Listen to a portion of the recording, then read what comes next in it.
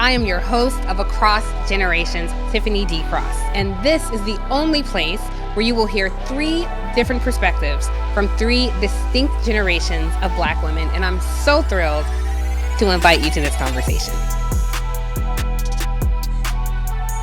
Hey there. So before we dive in, I want to have a heartfelt chat. This content touches on some pretty heavy topics, things like suicide and miscarriage, and I know just how much that can weigh on the heart.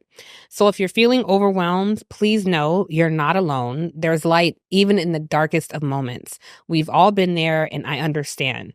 So if you're struggling, please consider reaching out. You matter more than you know. The National Suicide Prevention Hotline is 1-800-273-TALK. Again, that's 1-800-273-8255. Okay, so I have to be honest, you guys, I don't know any Black woman who has not endured some sort of trauma. There is not only the trauma in our lives, but also the generational and ancestral trauma we carry, such that we can in real time be frozen in it. And of course, there's the collective trauma that we all endured living in this here country, seeing blood spattered across screens and state-sanctioned violence. Now, when that trauma is lost, the pain can be palpable and the tears can be guttural. Like many of you, I obviously experienced loss. I was for sure a daddy's girl, and I lost my father as a preteen. And one of the things that was really interesting that I remember feeling is the shock of it all, the shock as the world continued to turn, because it had completely stopped for me. Yet everything around me kept moving. TV shows kept airing. People went about their lives. I couldn't really wrap my young mind around it. And losing a parent, I felt truly just disconnected from the world. I anchored so much of myself and how to manage that grief in my father's mother, incidentally, my grandmother. And if you've watched Across Generations before, I've spoken at length about her death being the very reason I launched this show. I lost her in 2014, and I grieve her sage counsel and sound wisdom in my life almost every day in such a way that I wanted to bring that same energy to the growing audience that tunes in with us here each week. So when it comes to trauma and loss, I know it's something that we've all dealt with. Some of you are likely in the throes of grief right now, be it the loss of a parent, a friend, a spouse, the unimaginable loss of a child. Death has a way of confronting us with our own mortality and gripping us in the life we live as we figure out how to get through our day-to-day. So I really hope this conversation helps someone get through today. So I'm joined by Shanti Das. She's a 53-year-old former music executive who was responsible for the marketing and career launches of Outkast, Usher, TLC, Prince, and many more. At a young age, she experienced trauma from the passing of her father due to suicide, and later experienced the same trauma with her best friend taking her life, having a strong impact on her views of death and navigating grief and stress herself. She is now the host of Mebo podcast that focuses on physical and mental health. Then on the other side, we have Brii Renee. She's a 33-year-old TV and radio personality and is the host of Black Girl Stuff on Revolt. And her podcast, Mommy and Me, she is also a studio owner residing in Atlanta, Georgia. In just the last year, she has experienced trauma from the untimely loss of her uncle, a best friend, and a child. These deaths have had a strong hold on her mental health, and she currently serves as an advocate for grief counseling and therapy. Ladies, this is a heavy conversation, and I thank you all for being brave enough and vulnerable enough to share with us what you're going through and how I don't like to say how we overcome, because I don't believe you overcome, but how we are all working our way through this journey of grief that we all have. I'll start with you, Brii, and work my way around. Tell me about the loss that's hunting you still. At first, I lost my uncle, which was so, like you said, untimely. We had no idea. He had been struggling with being sick for probably like a year or two, going back and forth to the hospital, couldn't hold food down, didn't know. No one, the doctors didn't know. They would just be like, oh, it's a stomach ache and send him home. Well, I actually walked into Emory, downtown Atlanta with him. I believe it was May 20th. And within 10 days, he had passed. Wow. I walked into the hospital with this man. We're laughing and joking as we're waiting in the emergency room to see a doctor because he said his heart was just feeling weird. He felt like it was beating abnormally. And from that, they admitted him into the hospital. Within a matter of 10 days, he was diagnosed with cancer, lung cancer that had, the cancer cells had then spread and moved to his heart. He had several surgeries within those days. And he was like a father to me, being that my mother is a LGBTQ member. She had me through artificial insemination. So growing up, my uncle was my dad. And so to be there day in and day out, watching him revert so quickly back to like a baby, you know, it was just seeing that. I had never seen anyone pass. And especially like you think it would take months or years, not almost less than 2 weeks. Like, that was crazy. So that happened. And then, like you said, within, that was my first major loss. So that took me by storm. I'm like, dang, I didn't really realize I could lose people. Like, I know people lose people and I send my condolences all the time. But that was my first time it hit close to home. You're detached from it. Yeah. Until it happened to me. And then, shortly after, less than a year later, I lost one of my good friends, Miss Jackie O, who was young. She was a mother. She had just had her last child, which Prince wasn't even a year yet. So, how old was she? Jackie was 32 at the time. Yeah. So we lost her last May. So she was 32. She would have been 33 this year. But, yeah, we lost her untimely. She went in to have surgery, and within hours after her surgery, just I won't say routine, but a cosmetic surgery that, I mean, being in Atlanta and being young, you hear hundreds of people get this surgery. Like I would have never thought that would be my friend's fate, you know?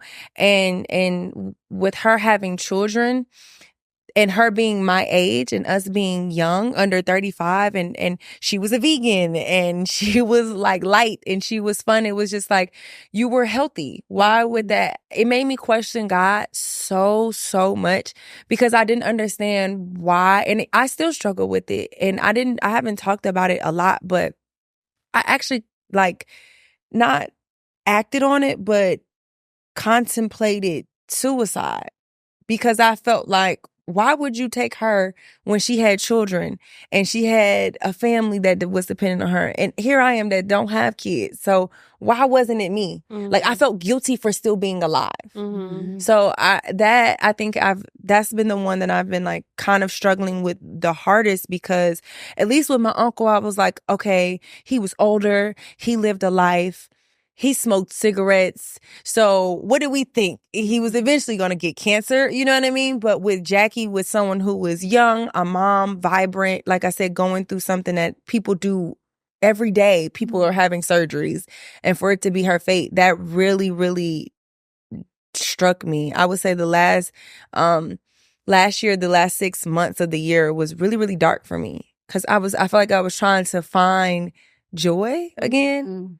Or find my reason to live. I'm like, well, if she had a reason, she had kids and God took her, what's to say you won't just take me any moment? Or why am I here? You know, so that's been the biggest one that's been struggling. And then to experience a miscarriage, it was just kind of like numb. For at that point, it was like, all right, I don't want to get excited about anything. Yeah, I understand that. That was a lot for you to go through. I want to come back to you on that. I just want to hear from Shanti as well to set the stage on what loss that you're carrying with you. Yeah, absolutely. And I honor both of you all with your feelings and what you've experienced with this collective grief that we're sharing right now. Thank you. So my first experience with grief was with my father. I was only 7 months old. I had a sister who was 6 and my brother was, my sister was 9 and my brother was like 6 at the time. And my dad took his own life. And we grew up in Southwest Atlanta. My dad was actually of Indian descent. My mom's Black. But growing up in African-American culture, one, we didn't talk about suicide, right? So the trauma from that in and of itself was a lot. We were ashamed. We were embarrassed. We didn't, once I got older, we didn't want to tell people how dad died. But I remember being in the kindergarten. You know how you get in a circle and you say what you're going to do for the weekend, and, right before your parents pick you up. And I said, my dad's going to come see me and we're going to hang out. So in my mind, I couldn't grasp the concept of death because I didn't understand it. And so my teacher, my mom sat me down and explained. And then so I went into one of the stages of grief, like anger. I didn't want to talk about my dad.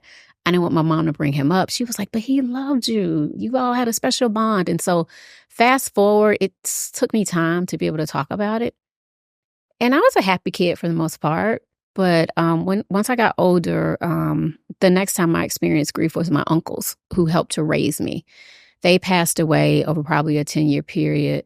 And then fast forward to 2014, one of my best friends from the 6th grade called me one day and she was like, I'm having the worst day of my life.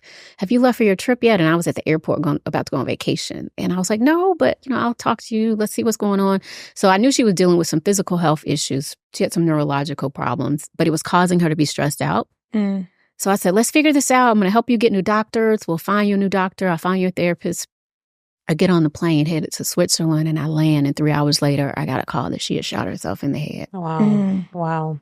Same way that my dad took his own life. So that really sent me in a downward spiral. And I blamed myself for it. It was really tough for all of our girlfriends. But because I was the last one to talk to her, it just took a toll on me. And so I had a really great career in the music business, too, but I walked away in 2010 due to mental and physical health challenges. And so that just sent me on a downward spiral period. And so I came really close to taking my own life from the trauma of it all in 2015. And then I started this organization called Silence the Shame around mental health and wellness, and things were going okay. And then in 2019, my sister was on spring break with her daughter, and really close to my sister because I'm never married, never had kids. And she died suddenly in Cancun from a blood clot. I felt like the world had stopped. I tell people, it doesn't matter if you've lost a parent, a child, a spouse, and everybody grieves differently, right? It's your individual grief journey. But whoever's that number one person in your life, I had never experienced that type of pain in my life. It was as if time stood still. And I just remember saying, I don't know how I'm going to be able to go forward without my sister. It was unbearable pain. And I didn't go to counseling initially. I finally probably did grief therapy about 4 or 5 years later. And then I became my mom's sole caregiver who had Alzheimer's. And grief comes in a lot of forms, right? We're talking about grieving the loss of a loved one. But you can grieve, the loss of a job or different things. And so I felt like I was grieving the loss of my mother over a 12, 13-year period because of her Alzheimer's. And then mom passed away 2 years ago. And here I am right back in the throes of it. And I coined this new term for grief. It means going right into extreme faith. And that's what happened for me. And it wasn't that I wasn't going to go to therapy. I wasn't going to use any other tools to cope. But I had to stand on my faith. Even though I questioned God, I had to trust him that he would allow me to get through that process. Yeah. How are you getting through that process? Like, what are your day-to-day like? It's hard from day to day. The ugly cries come and go. I'm coming up on the 5th year anniversary of my sister's death. I remember having conversations with my sister just about my mom and how we would plan her funeral. And she was like, well, you never know. I might go before mom. And I'm like, girl, whatever. That'll never happen. And she was like, you just never know what life is going to throw your way. And here I am having life without my sister. I never thought I would be in this world without her. So the ways I cope is leaning on friends and family. I'm the girl that will cry at the red light if I feel it, because I feel like grief comes in waves and you can't stop it. It's an individual journey. I try to tell people, don't try to tell me how to feel or how to grieve. Yeah. Like, please honor how I'm feeling today. And I think people mean well. But when folks pass away, you just don't know what to say, to your point, if you've never experienced it. And sometimes that makes it worse. And so I also,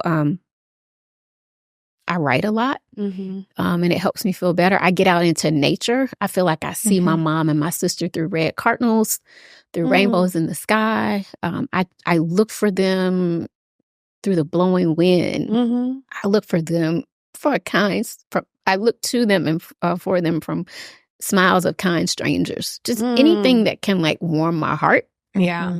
And I feel like, they are with me spiritually.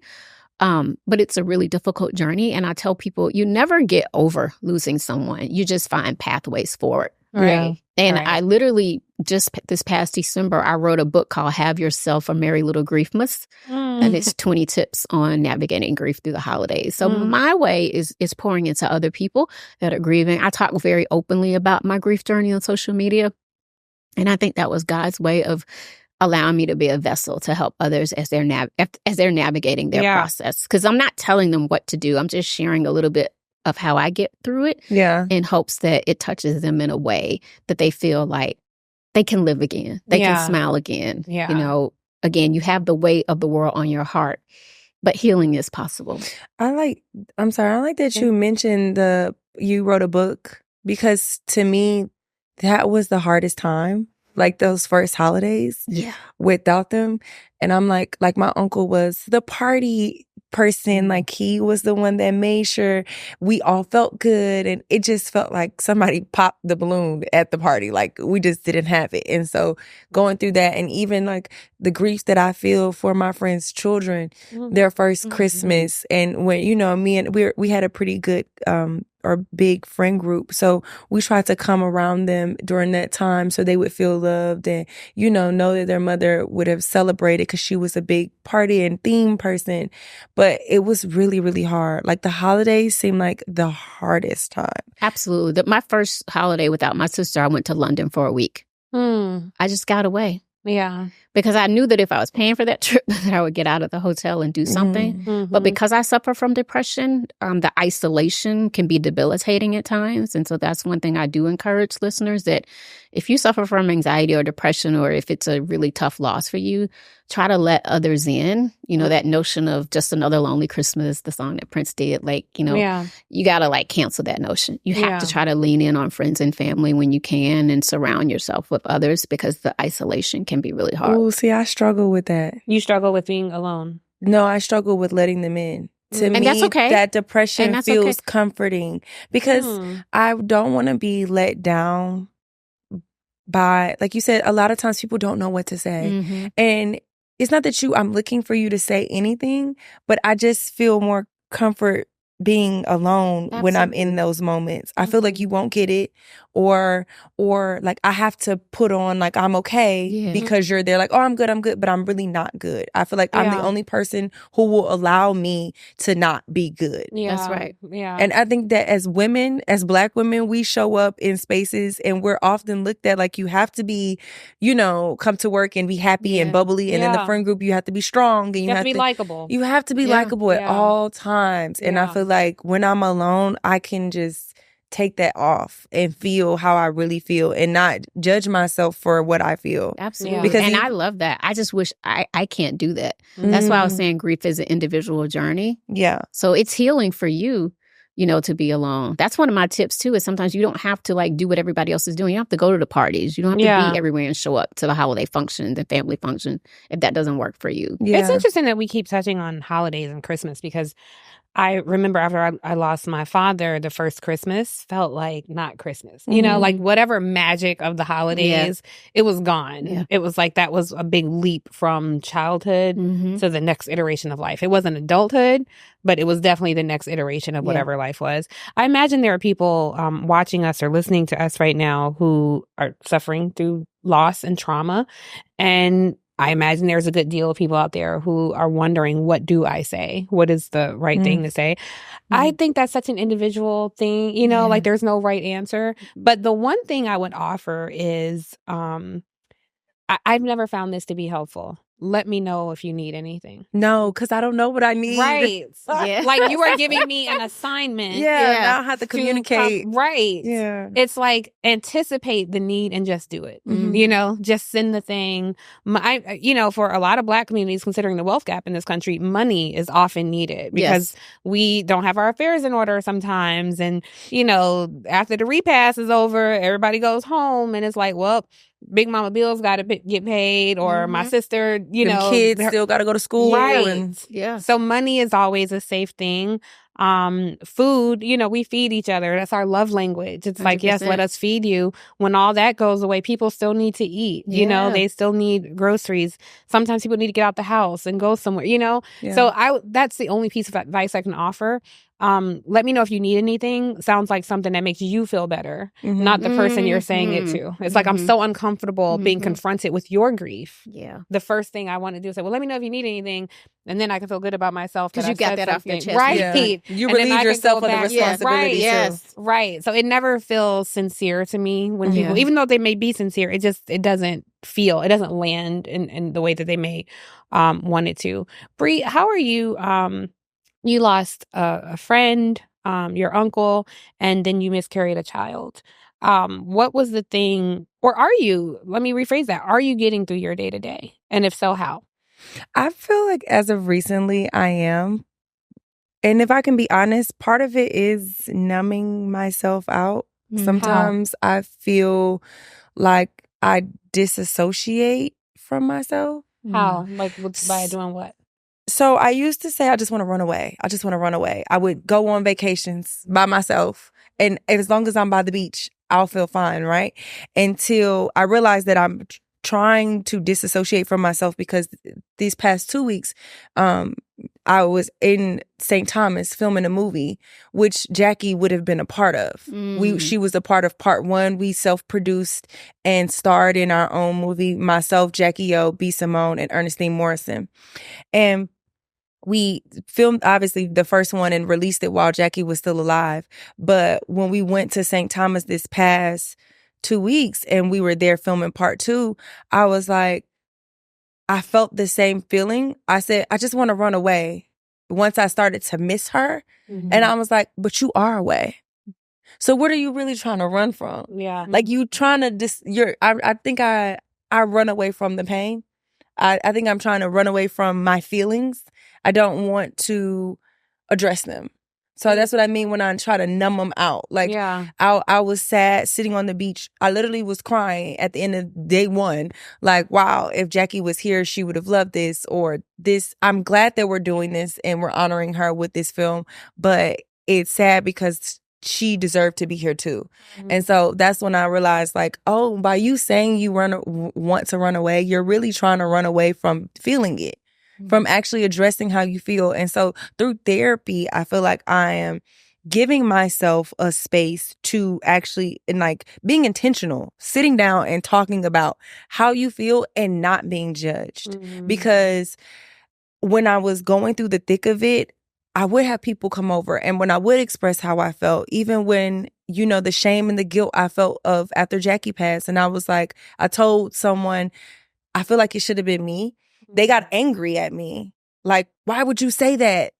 You don't see how this affected everybody? This would affect us. And it's like, I get that you want me to value my life, but I feel guilty now for telling you how I genuinely feel. Yeah. So I started it's not a safe space. It's not a safe space. Yeah. So I think I started to not even address how I feel personally, but going through therapy, and like I said, now that I'm mindful of it, I'm like, no, this is how you feel, and that's okay. Yeah. Like, whatever that feeling is, don't judge it. You don't have to act on it. You don't have to, but let's feel it and release it and let it go. Because I think that's a Black woman thing. I think we just suppress things and just keep going, because I always say, I got shit to do. Yeah. I can't. I got jobs. Well, it's generational too. I mean, when you take it back to the plantation, even, as the enslaved, I mean, we nursed and took care of white babies while they ripped our children away from us. And we didn't have a chance to grieve that. We had to get right back out there and be raped. Or if they beat and by killed a our master. husbands. Right. Yes. Right. And you got to get out there in the field tomorrow, today. Right. Or even because it wasn't no picnic in the big house. If you were in the big house, you had to be subjected to the mistress of the home and her cruelty. And so we bottled it up and we passed that along to our daughters and told our daughters, bottle it up and in our own unique way. Keep going. Just be strong. Keep going or stop crying or I'll give you something to cry about. Oh, but see, I'm the exact opposite. I find strength in my weakness. I find strength in those tears. I find the tears therapeutic. Like when I lost my sister, like I cried on IG a lot. And, my family was like, why are you publicly grieving and showing it? But I just felt in my spirit that that's what God wanted me to do, to be able to show people, to put a face on grief. This is what real traumatic grief looks like. Yeah. And it was therapeutic for me, so I leaned all the way in. Is there a difference between like the grief you feel when like with your mother, you were her caretaker, you cared for her and you anticipated her death? Sure. Partially because she had Alzheimer's, but partially because that is the natural order of things. Yeah, my mother was 92. We will all lose our parents. Versus your sister who you lost suddenly. Does that grief look different? So for me, again, because someone else who might have lost a parent or a sibling would say something different. Again, it's an individual journey. But the grief definitely looked different for me, losing my mom, because I was anticipating. My mother was 92. She had Alzheimer's for 13 years. I knew that day was going to come. My sister was just on vacation. I talked to her 8-9 times a day. We were connected at the hip. She was my best friend. She was my confidant. It was the worst thing that I've ever experienced in my life. I felt like a dump truck literally ran into me and that my chest was caving in. Yeah. So it's really difficult navigating through sudden loss. I don't wish that on my worst enemy. Yeah. It's something I don't think I'll ever get over.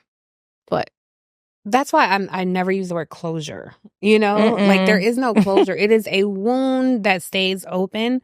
My mother lost her mother, and we all lost my grandmother, but my mother, she never came back from it fully. It was so traumatized her spirit that she never returned to who she was before that. I don't think. She, lives the life and goes about every day. My grandmother, as I talked about in the open, lost her youngest child, her oldest and her youngest, but her youngest was my father. She never came back from that. Like she aged 10 years in a year. And we could be in the kitchen. It could be a year later, 5 years later, we could be in the kitchen and she would just be crying. And the thing is that's the thing about tears. No one was like, oh God, y'all mama crying, everybody would just keep going about their day. And she would just be sitting there weeping, wiping down the counters, cooking, folding laundry, whatever she was doing. It's like everybody kind of understood this is all you have to give right now. Like it was like there was no comfort for losing a child. Can I say something else real quick too?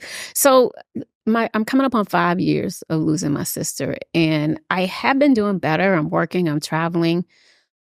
But I'm also afraid that, I'm forgetting how she sounds. I'm forgetting, all the memories are kind of fading a little bit slowly every day. And I try really hard to be intentional on watching videos. And some people are like, you're re-traumatizing yourself. But, I have this fear inside of me that, I will forget some of my sister's favorite things and the joy that we share. And it's terrifying at times. And so I'm trying to figure out how to navigate through that of how do I keep her memory alive, still going through the grief process, but not letting it overtake me. And so that's a struggle for me right now. Because that's a delicate balance to strike. 100%. Yeah. And you feel guilty for life going on or making new memories without those people that would have been there or been involved. Or like you said, that's exactly it. That's what it is. And like you said, when everybody keeps going and you're stuck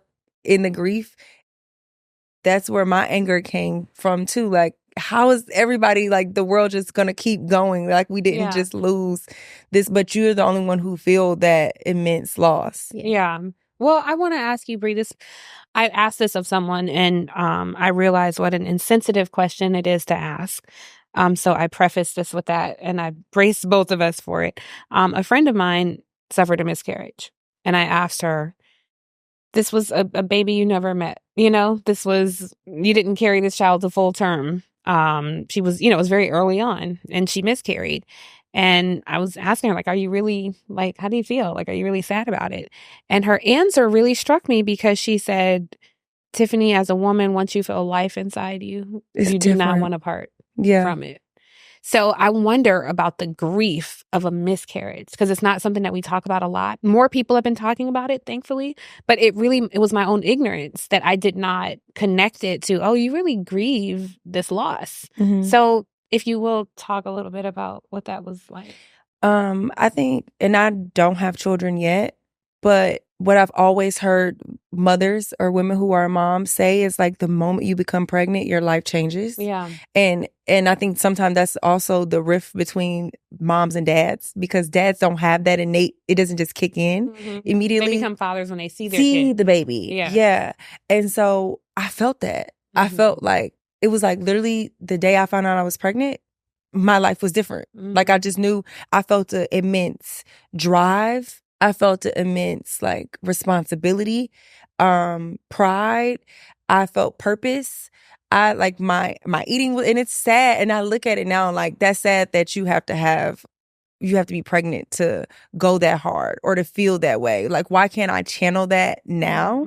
Because, like I said, I was eating better. I was, like, to the point I was looking at everything differently in the grocery store. Like, full, like, my whole life changed in a day. And you feel it, and you start to get connected to it, and you start to make a plan. And I'm an ambitious woman. So, when we got our mindset on something, there's nothing you can tell us that is going to stop me from accomplishing this or bringing this plan to life. And so it's like grieving a plan that is like, wait, my whole life is different again. And I had to really remind myself, you can just go back to how you were before. But it's like, it feels wrong. No, it feels so wrong. It feels impossible. It feels like, okay, well, like I said, I still be feeling like, why can't I have that drive that I had then? I'm still ambitious, and people on the outside will look at me and be like, you still accomplish things. But it was just a feeling. I can't explain it. Like, even just the joy of going to the doctor and learning that your baby's growing. And I was reading the books and learning that it went from this seed to this, almost a grapefruit, these things, that life is inside of you, your body's changing, and you feel all of this. And then I didn't realize until after I went through it, you go through postpartum whether you have a child or not. Really? So your hormones are still having to re-regulate going back. Like, whether you gave birth to this child or not, your whole body changed to carry this baby. So I think along with the postpartum chemical imbalances and everything is trying to re-regulate itself, that along with, like I said, just grieving the loss of the idea of what life was going to be like. Yeah. The plans that I had, the Christmas that I was already planning, or the baby shower and the gender reveal, and, all of these things that you go through your life and the family that you're planning out. It's grieving the loss of plans that won't ever come to fruition. Well, it's a popular, or increasingly popular phrase that grief is love with nowhere to go. And you had all this love to give this child and it had nowhere to go. So that makes complete sense too. And the fear of, is something wrong with me? Yeah. I know I spoke, and thank God I love what we were just talking off camera about how growing up in Atlanta or being in Atlanta, I'm privy to so many Black women that are doctors. My whole OBGYN team is nothing but Black women in that office. So they've been incredibly sensitive and, nurturing with me and speaking to me in ways that I don't think I would get that kind of care from anybody else.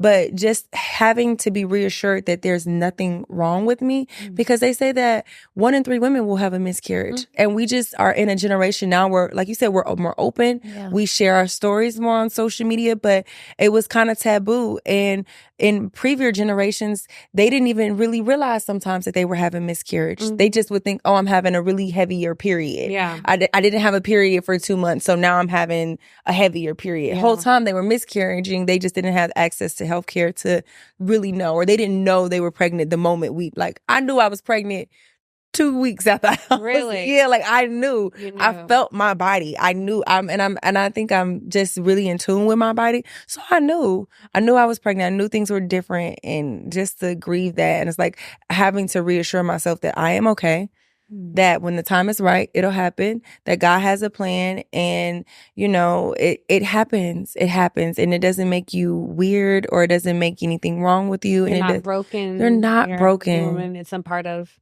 life. Womanhood. Yeah. Mm-hmm. Yeah. My mom and sister had miscarriages too. Really? Mm-hmm. It's very common for women, but it doesn't make it any harder, to deal with. But right. Mm-hmm. Well, for you, because you were so close to your sister, Shanti, and I when you said that we talked 8-9 times a day, I understand that. Like, I have people in my life like that. What is it like that first time you go to pick up your phone to call your sister and you realize she's not here? I can't call her. Or do you still do that? I still do that. The first time, it was very traumatic for me. Again, like I said, I cried a lot and often. I talked to her just kind of spiritually.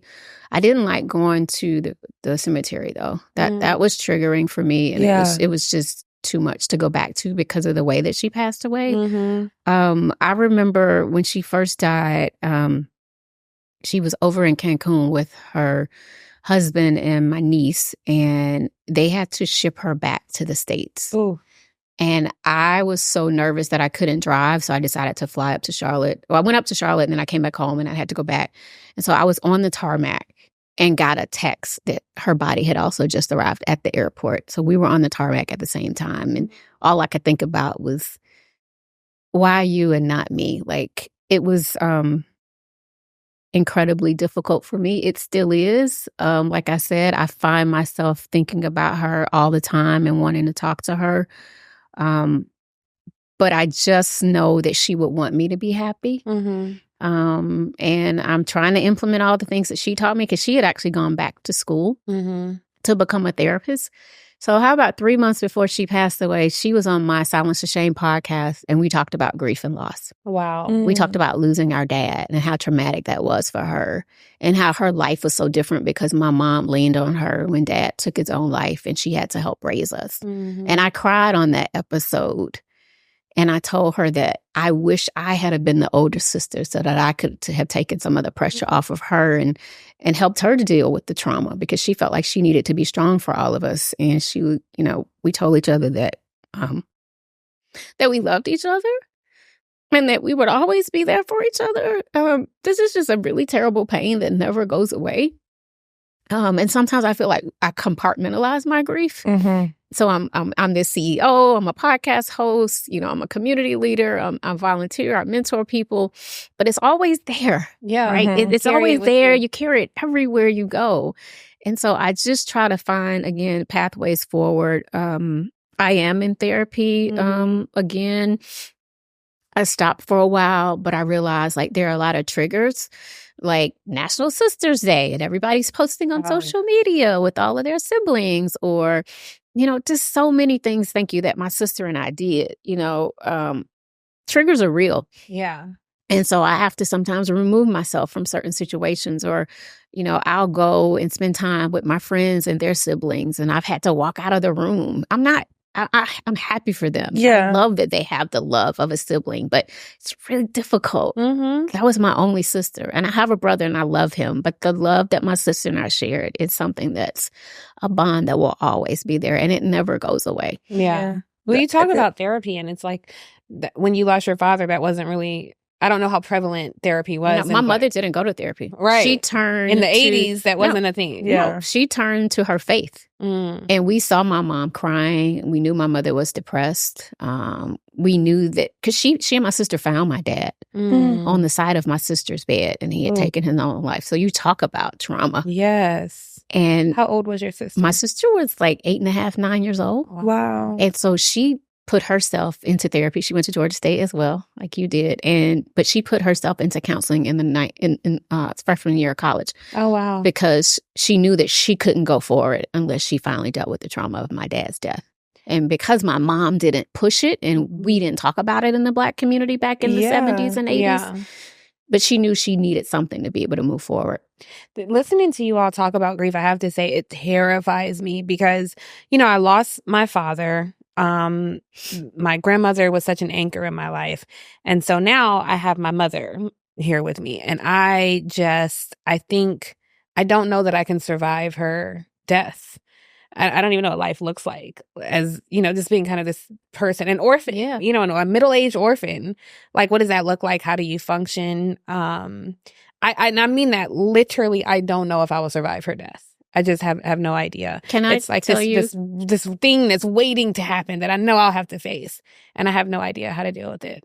So the interesting thing about life is we all have a birth date and we have a death date. We don't know when, we don't know the time or the hour, but what I can say to you is you will absolutely survive that loss. I think now that I experienced the loss of my sister, I can experience anything. Doesn't mean that I won't be devastated when other family members and friends pass away. But if you are a person of faith, and whether you believe in the universe, you got to believe on a higher power or being. If it wasn't for the grace of God, I wouldn't be able to sit here. Technically, on paper, I should be a basket case. Losing my father, losing my 2 uncles, losing my grandmother. These are all the people that grew up literally in my same household as a child. My mom's gone. I'm an orphan now. Yeah. My sister's gone. It's really just my brother and I now. And last year, my brother went through serious heart issues, and I thought it was just going to be me left. And I thought, why, God? Like, why are you taking all these people away from me? Yeah. It's the hardest thing I've ever had to experience. How does it impact, for both of you all, how does it impact your personal relationships? Because it's like once you experience that loss, it's like, I don't want to be that open again. I don't want to love this much again. I remember with my mother being in the hospital one time, and I was so angry at her, just for a lot of reasons, but she was in the hospital. It wasn't like she'd been in the hospital for a hysterectomy. She had cancer. This was her in the hospital for something else. And I remember just being so terrified that she was going to die and being angry because I felt such vulnerability. I was like 19, 20 years old. I'm like, I am too young to keep dealing with this shit by myself. And I remember thinking, I don't ever want to love anything this much again in life. And I think it informed, I'm in my mid-40s now. I think I'm just now open to love and being vulnerable. But for a long time, it had me so gripped. So I wonder, with both of you, how does it impact?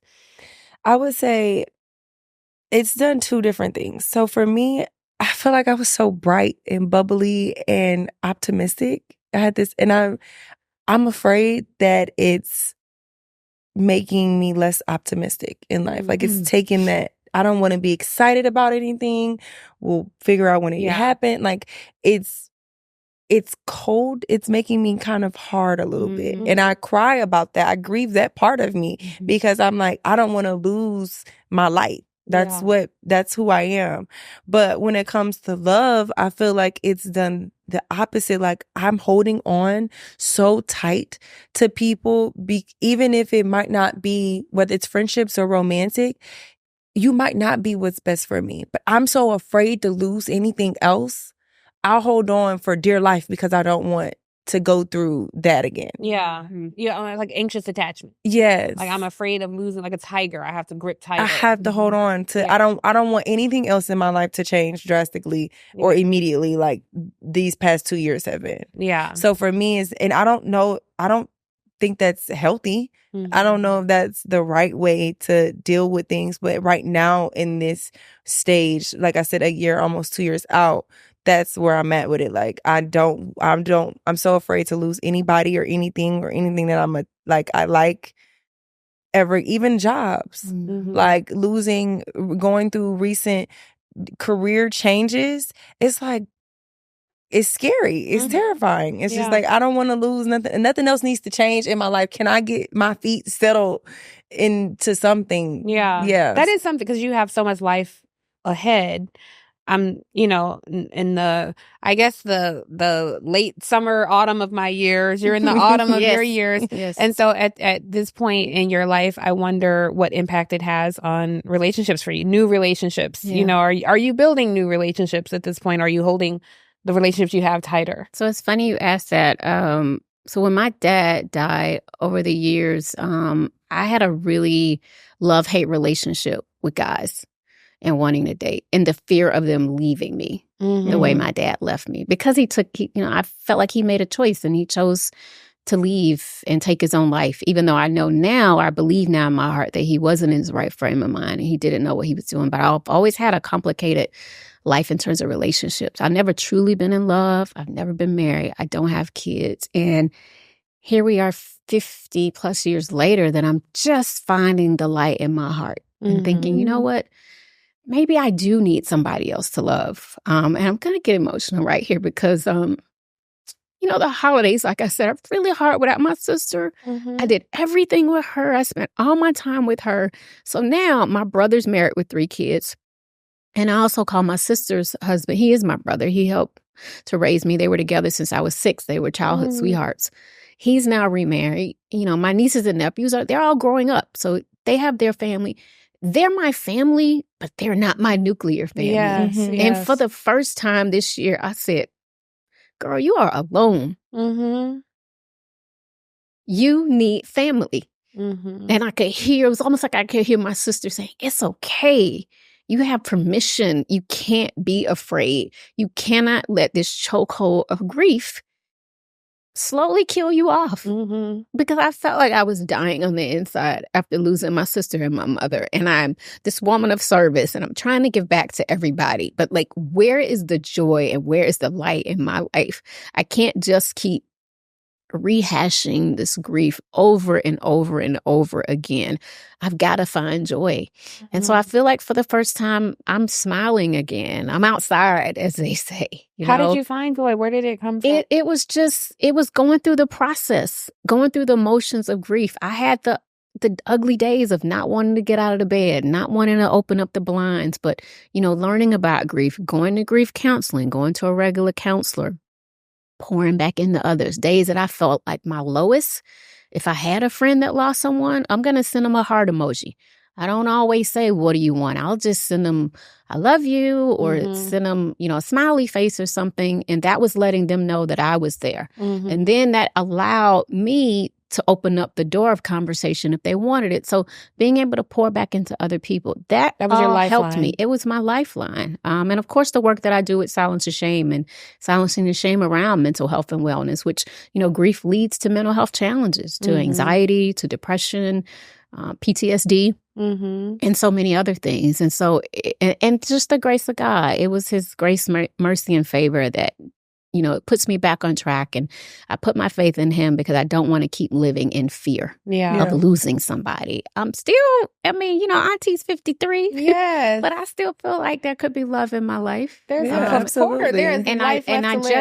I've girl, go outside today because you look. I've accepted and I've forgiven my father, for taking his own life. Now that's interesting. You've forgiven your father for taking his own life. Yeah, I had to get to a point of forgiveness because for 20 years when I worked in the entertainment industry and I was suffering, it was because I had not dealt with the trauma of my dad's suicide. Or I know, like, even when I watch a movie now and I see someone with a gun, even if they're acting as if they're going to take their own life, it's very traumatic for me. And people, it's a similar question. Remember how you said, oh, you never met your daughter, when she had the miscarriage, or your son or whatever, your baby. For me, people would say, oh, you were only 7 months old. You never met your dad. It shouldn't affect you that way. How dare they say that? Yeah. Can I tell you, I kind of thought that. I was like, what does that grief look like? You know, like you don't remember your father the same way that, you know, in my own ignorance about miscarrying, it was grief I didn't understand. So when I was born, my mom said for 7 months straight, my dad would come home from work and I laid on his chest. So we had this really great spiritual connection, right? This inherent connection. And so my mom said I cried for 2 weeks as a baby, almost 3 weeks, nonstop. Like nobody could help me. Nobody could make me happy. Nobody could soothe me.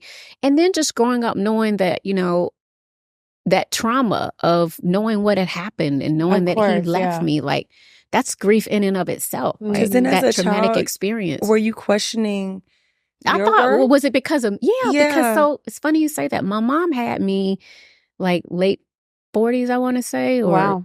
And so I kind of was unexpected. And I did blame myself. I was like, did Dad not want to take care of a third child? Was it me? So I went through a lot of crap as a kid, you know, and I should have been going to therapy, or we should have gone as a family.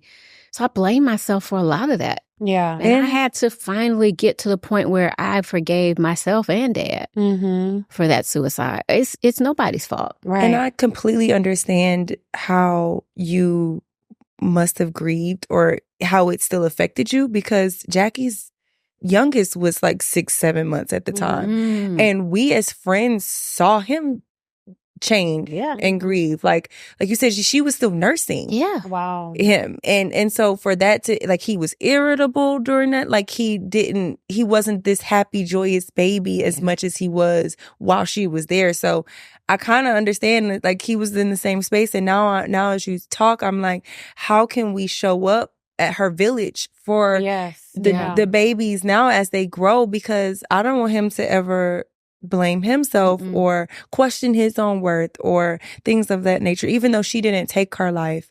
Like, what's some kind of way that we could be of support to grieving children? Really just showing up for them and listening to them. Like we got to give people grace through this grief journey. Because one thing I want to say is everybody presents differently. A lot of our children, if they're grieving, they act out. They say they got a stomach ache, or they may say they have a headache. There's a really wonderful organization called Kate's Club that's here in Atlanta, but I think they do some national virtual programs too. And they focus on kids that have lost loved ones or siblings. And they teach them healthy ways to cope. We have to be able to listen to our kids. But if they're acting out, right, if their behavioral patterns change, they might not tell you they're grieving, but it's based on their behavioral patterns. And like just keeping his mother's memory alive, I would think. Like, you know, you can tailor make books now. And so like books with pictures of his mom or stories of his mom. And, you know, like, can I take him out if his father or guardian is okay? Like, can I take him out for a day, you know, and just be present with him? I think that would be helpful. But, you know, we to the point of losing a friend, I will say you're young to have lost a friend. I think I'm too young to be losing friends. But I'm at that age now where like, oh, my good friend has cancer, you know, or like my good friend passed away, or my friend lost her husband, which at one point that was like so bizarre, but it's becoming more prevalent. And then my mother has like lost all of her friends. She's lost all of her siblings. Like they've all died. And you just become more sensitive to those things because I don't know, when you're young, it's like life is kind of abstract. Yeah. And I think that's what you were feeling before. I knew grief existed. I knew loss existed, but it was kind of abstract. It was just kind of out there. It wasn't tangible because I had not gone through it. And when you start going through it, it's like, oh, no, this is something that we all and it has a face have in to your experience. life. Yeah. It's there. Yeah. It's hard to comprehend. Like, this is just the end. And it confronts you with your own mortality in a 100%. Way. 100%. And I'll say, like, I'm 53.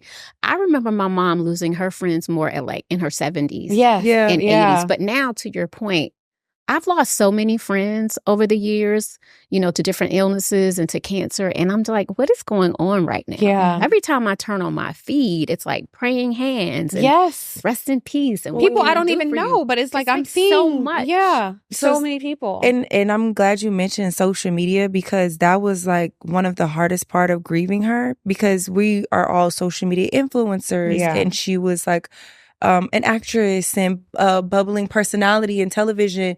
And so the world grieved her. And then that felt weird because, you know, while you have major networks like BET shouting her out at awards, which was beautiful. You still had trolls on social media. And I didn't have to deal with that when I lost my uncle because the world didn't know him. Yeah. But when I had to lose Jackie, it was like, how dare you speak on someone you've never met or you don't, and it can get, that made it so much harder, I feel like. Yeah. And it elongated that period of anger because I felt anger first, like I said, and it made it harder for me to get out of that because every time I looked on social media for months, it was somebody else, a blog or someone making a TikTok thread of how they feel like she was sacrificed or like it was like bizarre, insane theories that people really had convinced themselves enough of to put up a phone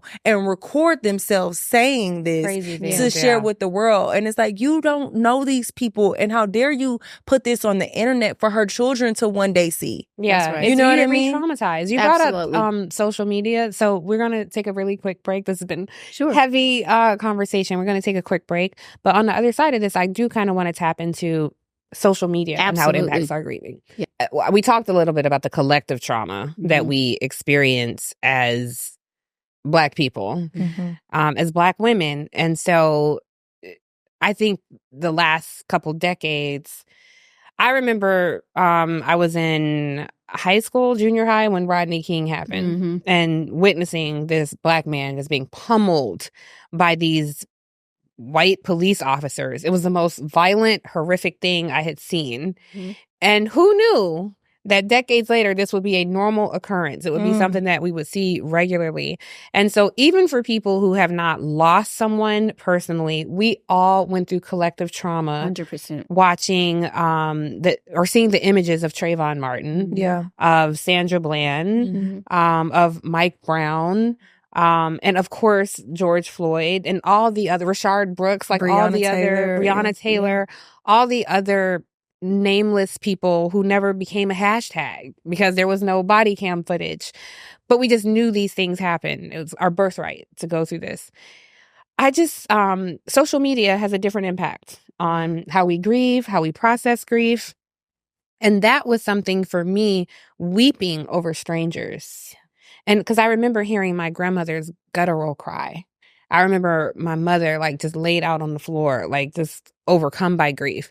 And every day I thought about these people who were dying, their families, what they were going through, and how were they living through this.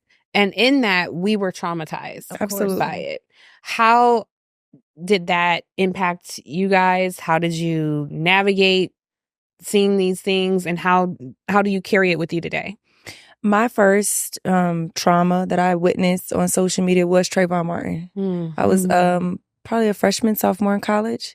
I marched. And my mom used to be like, "Okay, Angela Davis." Like I was like determined we were gonna make a change, and this was never gonna happen again. And then, like you said, the list of names just kept growing, and especially I feel like during the pandemic, it seemed like it was back to back to back. That was trauma. Yeah. The pandemic. So the world shut down and we were confined to our homes. And then we saw death after death, violence after violence, protests. The protests got violent, ugly rhetoric. Wasn't the first time we had a racist in the White House, but certainly during that time, it was a pinnacle point in society. It was overwhelming. I think that it happens on purpose, honestly. That's how I have taken it, because I look at how vigilant and how determined I was to make a difference in our community, and how it numbed me out, where it's like no matter whose hashtag it is or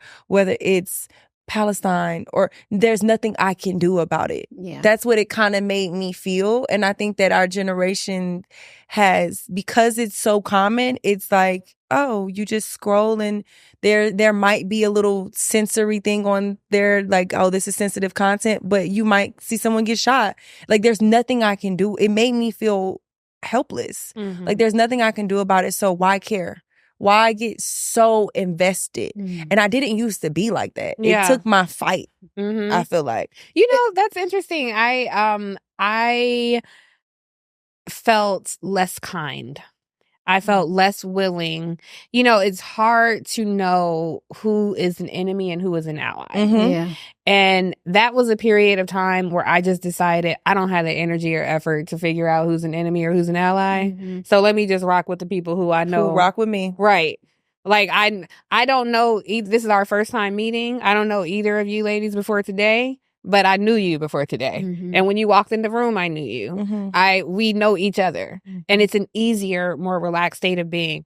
Watching my brothers and sisters get murdered repeatedly and watching Black Lives Matter become a controversial thing to say. The state of my own life matters was controversial.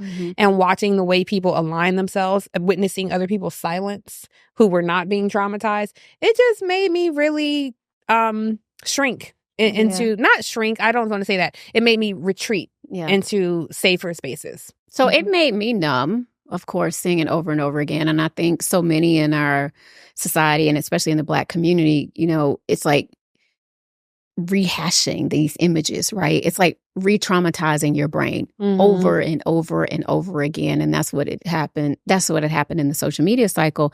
And I also feel like, you know, we all experienced this collective anxiety within the pandemic. And it just made all of us afraid.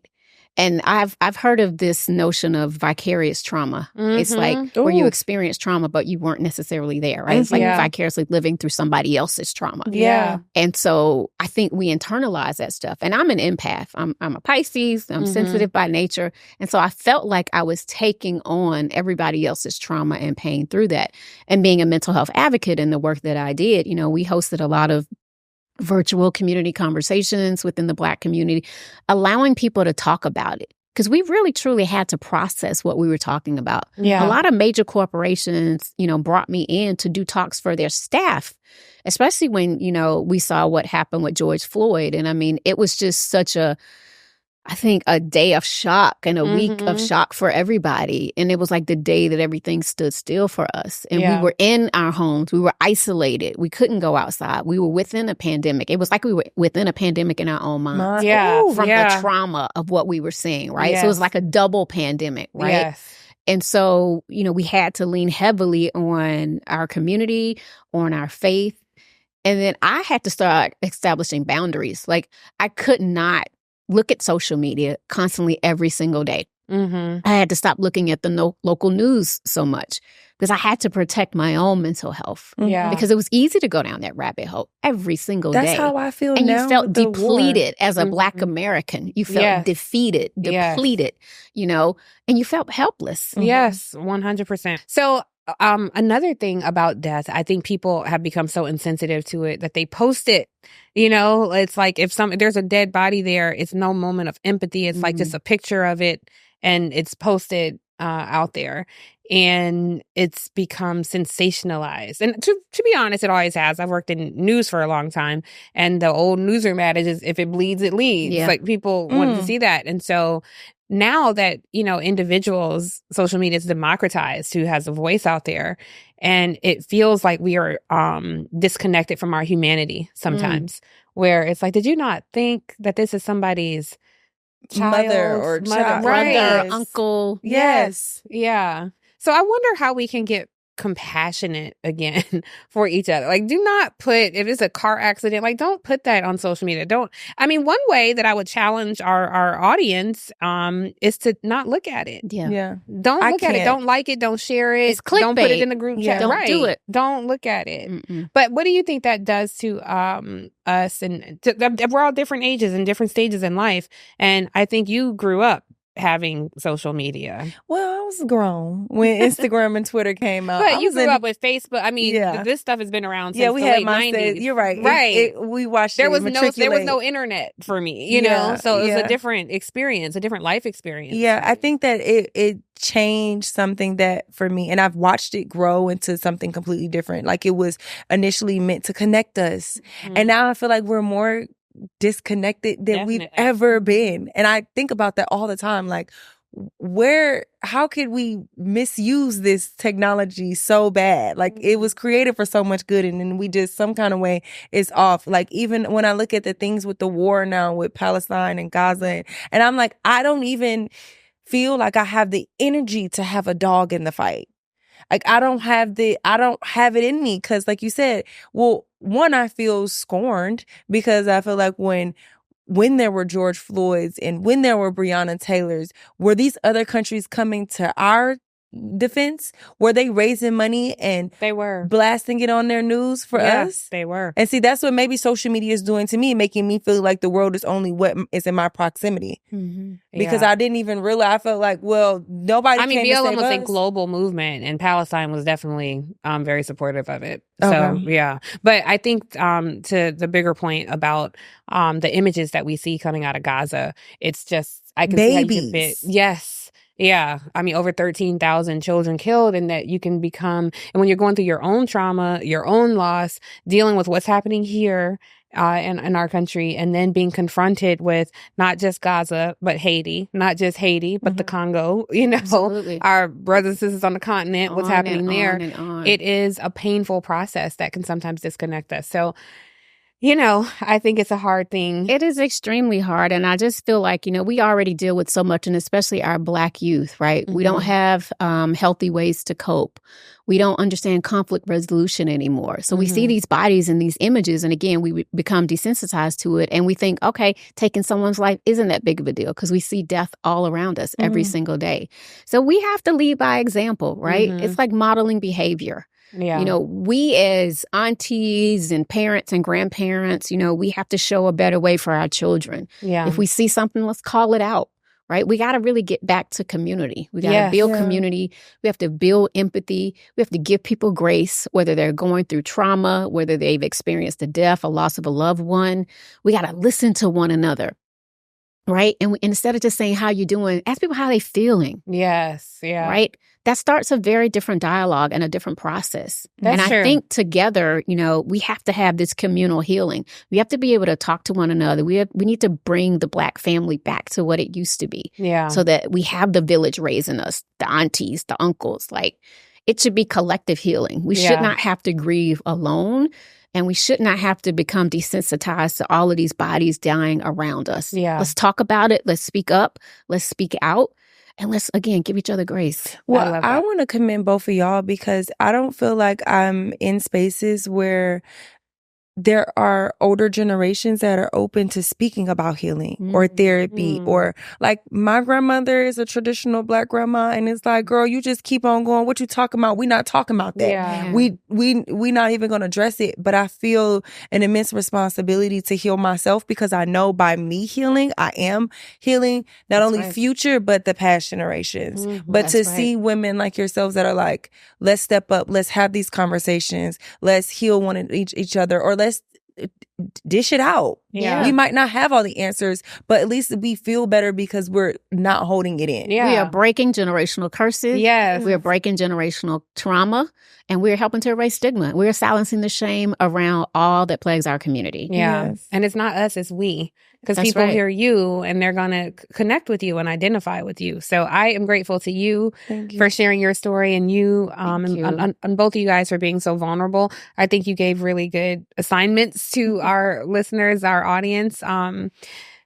Ask how you're feeling, not how you're doing. I think that's something I want to try to employ. Don't say, let me know if you need anything. That's, not the most helpful. And just try to connect with our humanity again. Yeah. And I would say don't judge how they're feeling. That would be my biggest thing, That's too. true. Because you talked about when you would tell people, they would judge the response instead of meeting you where you are. Like, oh, you're so beautiful. You're so blessed. You don't have anything. You have your whole life ahead. But it's like, that doesn't change how I feel. Right. Because you're presenting one way doesn't mean that's how I feel. Right. That's how I'm doing. That's But right. that's not how I'm feeling. Yeah. So, That's right. So ask how you're feeling. Don't say, let me know if I can do anything. And don't judge someone when they share with you how they're feeling. Yeah, and listen more. Listen. Because sometimes when key. someone passes away, I just want to get it off my chest. Yeah. The last thing I think is really important when we talk about grief and loss, people mean well, but don't tell me about your experience right away Yes. when you lost somebody. Just listen. I don't know your journey. All I know is I'm in a tremendous amount of pain. I just want to talk about the loss that I just had. Yeah. And it doesn't mean that you don't honor their feelings. It's just I got to get through this really tough moment of what just happened. And get off your phone. So it doesn't make it any easier. You can't listen and be punching in your phone and scrolling through Instagram at the same time. Like, be present and listen to folks. That goes a long way. That's right. This conversation was so great. It helped heal us, I think, on some level. It helped getting through today easier. And I really hope that anybody who's going through something out there, that it helps heal you. We don't say closure because there is no closure. Find pathways forward. And I hope this helps a smoother pathway forward today, because that's all you can do is one day at a time. And as hard as it is to go on after losing someone, life is for the living. Whoever you lost, they want you to keep living. Yeah. So thank you so much for joining us for this episode of Across Generations. I really hope you got something out of it. Be sure to drop a review, rate the show, let us know what you think. And thank you for being brave enough to have this conversation with us. And I hope it inspires you all to have conversations with your own community, your own group chat, your own sisters, your own family, wherever you find community. Thanks again for joining us.